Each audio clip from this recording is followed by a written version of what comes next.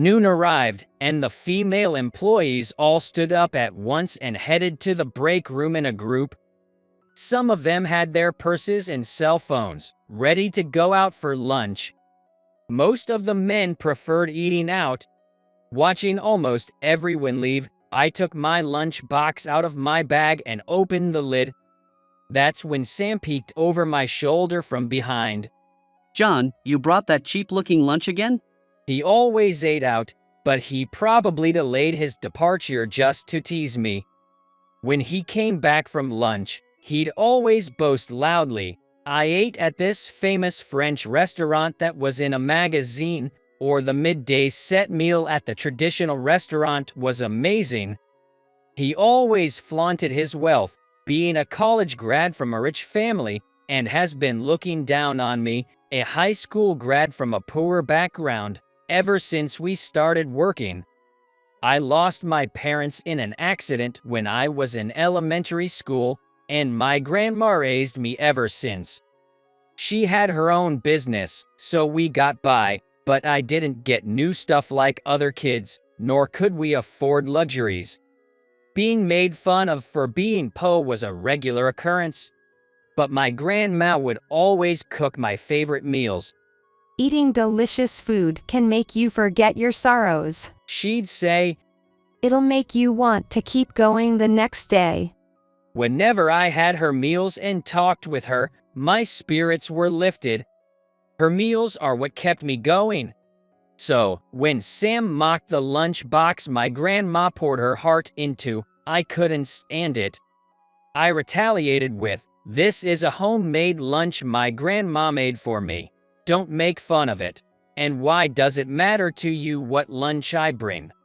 Even though we started working here at the same time, I always used formal language with him since he had a higher educational background. Predictably, he kept teasing, Looks like something an old lady would make.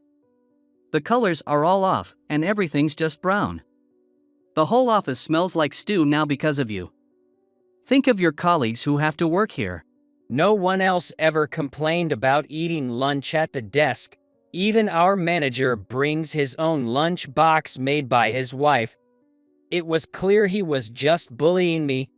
The best way to deal with people like him is to ignore them. Responding just encourages them or makes them more aggressive. No matter how much he ridiculed my lunch, I shouldn't react. So, I ignored him and began eating. After some more taunting, he realized he was running out of lunch time and left with an annoyed click of his tongue. It's baffling that even as adults, some people still behave like schoolyard bullies. These people probably won't ever change. Then one day, during lunch, Sam approached me. John, I feel bad seeing you eat that awful lunch every day. Let me treat you to lunch today. I wondered what got into him, but I politely declined. I appreciate the offer, but I have this. Before I could finish, he grabbed my lunchbox wrapped in a cloth. He then unwrapped it and opened the lid, exclaiming, Yuck, this lunch smells like trash. Not even worth eating. To my shock, he dumped the contents into a nearby trash can. Of course, the contents began to fall out, bit by bit. What the? Stunned and at a loss for words, I watched as he said, Now you have no reason to say no. I'll take you to a top-tier Western restaurant today, 100 times better than that lunch. I was seething with anger. Sam, what have you done? You're going to pay for this. I said in a deep, resonant voice. Noticing the change in my demeanor, a confused Sam said, What? Suddenly, a voice rang out from behind. Excuse me, John. Did you bring the lunchbox I asked for? I turned around to see Mr. Sounder, the CEO of our company's biggest client. Mr. Sounder? Why are you here? He was freaked out by the unexpected situation and shouted out in a cracked voice. Noticing the lunchbox in Sam's hand and the discarded contents in the trash, Mr. Sounder looked astounded and asked, What's going on here? I sincerely apologize to Mr. Sounder.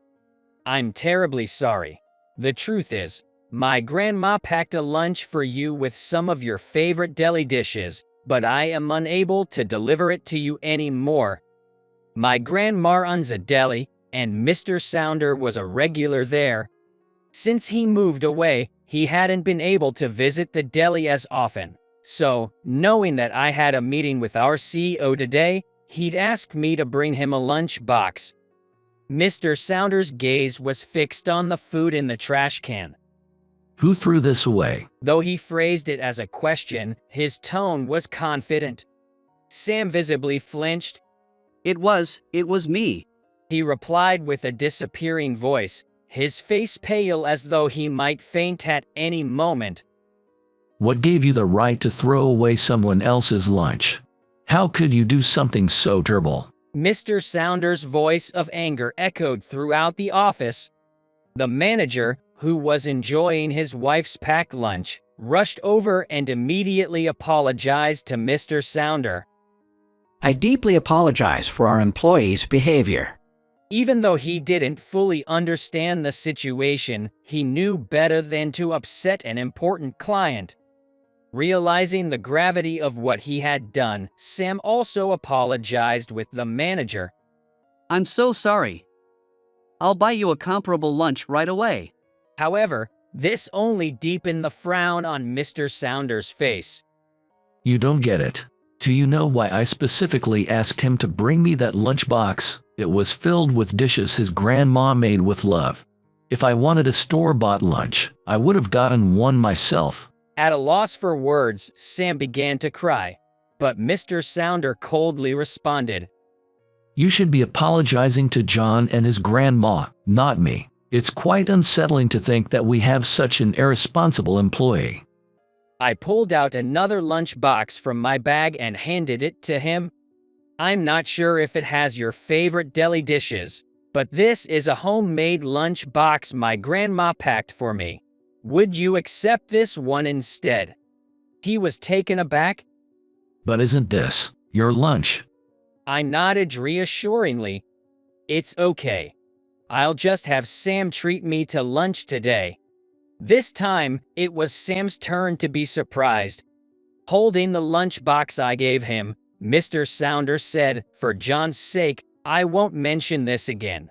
But you, young man, need to seriously reflect on your actions." He then left for his meeting with our CEO. After getting permission from the manager to go out for lunch, Sam and I left the office. Sam took me to a fancy Western restaurant, a place I normally wouldn't go. The burgers alone were over $20. It's nice to dine out once in a while, I said, then he sincerely apologized. John, I truly apologize. He then shared his story of why he had thrown the lunch away. His parents were well off, however, they were always busy. Whenever there were school events that required students to bring lunch, his mom would order gourmet lunch box from high-end restaurants. While everyone else was enjoying homemade lunches with their families, I was eating alone, and it was lonely. As he progressed through high school and college, fewer and fewer classmates brought packed lunches, so he didn't really feel self-conscious about it anymore. But when I found out that you brought a homemade lunch to work, and it was obviously a very elaborate homemade lunch, I was jealous. Out of jealousy, he had tried to mock me for being a high school graduate and being less wealthy, and when that didn't work, he lashed out. I wanted to prove that a restaurant lunch was better than your homemade one. Now I realize how wrong I was. No matter how much I apologize, it won't make up for it. He sobbed. It was eye-opening. I always envied his privileged background, never knowing the loneliness he felt. If you promise not to harass me anymore, I won't take any action against you for what you did. Tears streaming down his face, he vowed never to mistreat me again. The next day, I handed him a lunchbox. My grandma heard about what happened and wanted you to have this. He was in shock and asked, Is it okay? She wants you to have it. With that said, he responded, "Thank you," and accepted it. From then on, things changed. Sam was transferred to the customer service department. It was a decision made by the upper management based on the report from the manager. He solemnly received the transfer notice and replied, "I'll work with a renewed spirit and dedication." Although Sam and I are in different departments now, I see him almost every day. That's because, ever since that day, my grandma started packing an extra lunch for him. The day after I first handed him the lunchbox, he visited my grandma's deli. Eating the lunch made with so much love, I realized the foolishness of my actions. I'm truly sorry. My dear, I'll make you lunch every day from now on. Make sure you eat up. She assured him. Feeling indebted to her, he started frequenting the deli and soon became a regular. Just the other day, Sam bumped into Mr. Sounder at the deli. Seeing his discomfort, my grandma praised him to Mr. Sounder. This young man has truly turned over a new leaf, all thanks to you, Mr. Sounder. Hearing this, Mr. Sounder smiled and said, Eating food made with so much love, it's hard for anyone to stay mad.